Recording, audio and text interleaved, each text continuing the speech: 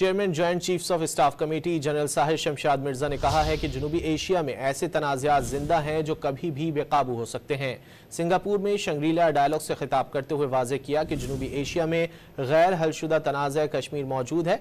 ऐसे इक़दाम की ज़रूरत है जो कशीदगी के खतरात में इबहाम ख़त्म कर सकें।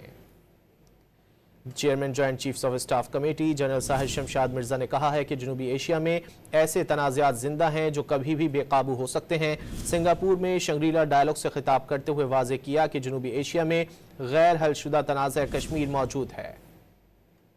Post Pahalgam, the threshold of an escalatory war has come dangerously low, implying greater risk on both sides, just not in the disputed territory, but all of India and all of Pakistan.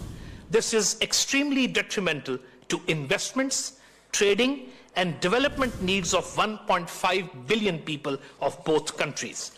Secondly, in future, given the Indian policies and polity's extremist mindset, absence of a crisis management mechanism may not give enough time to the global powers to intervene and effect cessation of hostilities. They will be probably too late to avert damage and destruction.